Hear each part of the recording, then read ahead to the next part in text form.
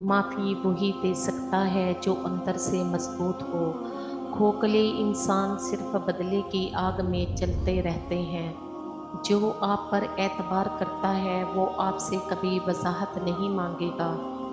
बाज़ लोगों के दिलों में वाकई सुराख होते हैं, जितनी भी मोहब्बतें डाल लें वो खाली ही रहते हैं। अजीब सिलसिला है जिंदगी का, कोई भरोसे के लिए रोता है, कोई भरोसा करके रोता है।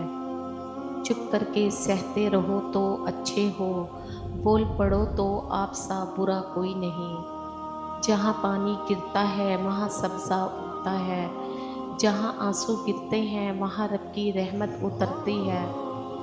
जन्नत की दो बड़ी नेमतें, एक अल्लाह का दीदार, दूसरा हज़रत मोहम्मद की सिफारिश।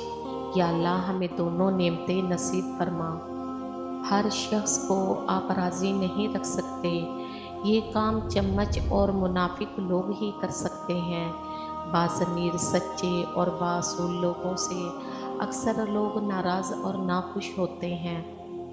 अपनी औलाद की तरफ देखकर शुक्र अल्हम्दुलिल्लाह भी पुकारा करो। पता नहीं कितने लोग तरसते हैं इस नेमत के लिए।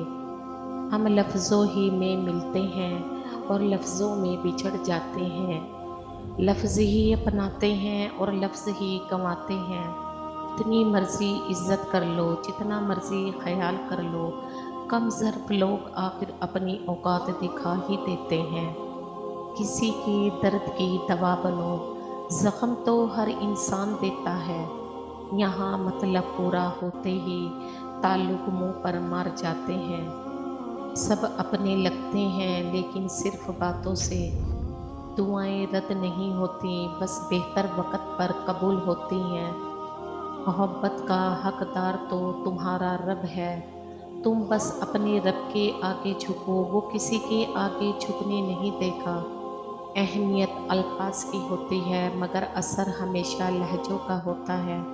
दुनिया में दो तरह के दुख हैं, एक वो जो तुम्हें तोड़ देते हैं और एक वो जो तुम्हारी ज़िंदगी बदल देते हैं।